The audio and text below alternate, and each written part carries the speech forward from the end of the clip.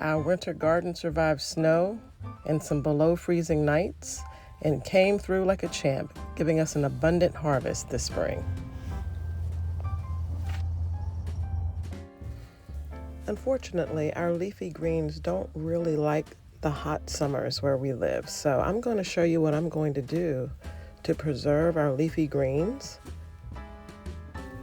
Blanching is an easy process that locks in all the nutrients in your veggies, and it's an easy way for you to preserve your harvest and enjoy them even in the off season.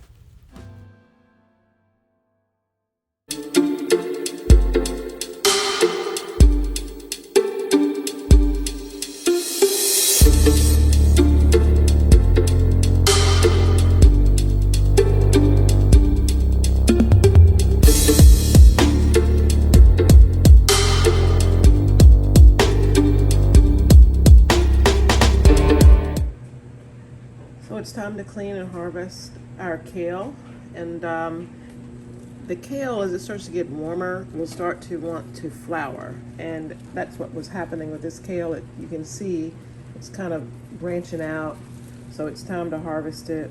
I won't be growing it over the summer because we don't want to struggle trying to keep the worms and pests off of it, and they don't like hot weather, so they'll try to bolt, which is when the plant wants to go to flower.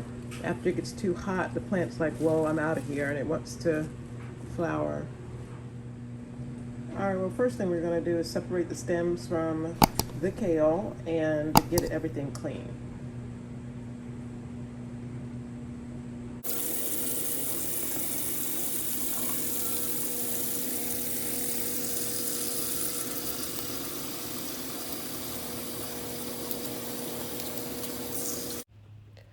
After you remove the leaves from the stalk, you can use the stalk as a vegetable stock. The stems on young kale leaves are very tender, and you can leave them on. But if you decide to remove the stem, it's really easy. All you have to do is fold the leaf in half, peel down the middle, and you're done. It's simple.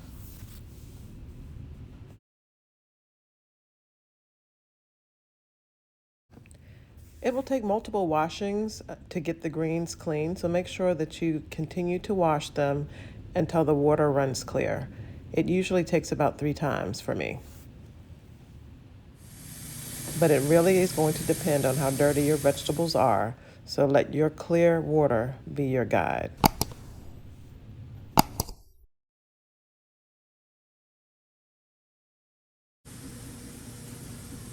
While you're cleaning your kale, go ahead and get a boiling pot of water ready, as well as some ice water. Make sure that's nice and cold. And then an area where you want to lay your kale to dry, and then bags for where you're going to store it. So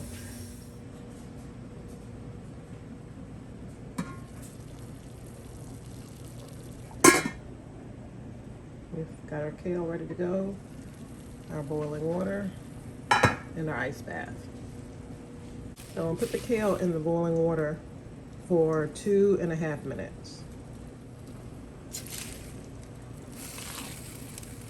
This process is called blanching, where you put your greens in hot water and then briefly for like 2 minutes, and then you immerse it in an ice bath to stop the cooking process. But the reason why I'm doing that is because if I were to just freeze the kale without taking this step, in about a month, the kale would turn black because there are enzymes in the kale that will cause the skin, like it's a ripening enzyme that will cause the kale to turn a dark color once it's in the freezer. So this will maintain the color and the freshness as when it was first picked by immersing it in a boiling water bath, then stopping the cooking process with the ice bath. So if you want your kale to last up to a year, do the blanching. You can do this process with collards, which I'm going to do, my broccoli, my turnips, any leafy greens.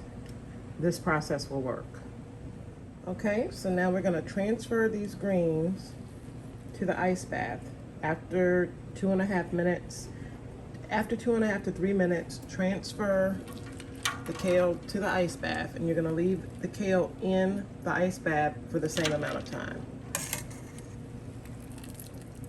Everything I've read said 2 to 3 minutes for kale. So now I've got them in the ice bath, and I've got the timer set for another 3 minutes.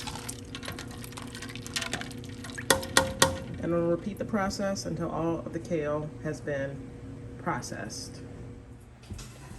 An easy way to remove excess water from your kale is to roll it up in a paper towel and squeeze out the water over a sink. Then place it on a paper towel for further processing for the freezer. This is going to be great in smoothies, stews, quiches. I'll flash freeze individual servings to use for smoothies, or I'll just bag them up to use in soups or whatever recipes I'd like to use it for.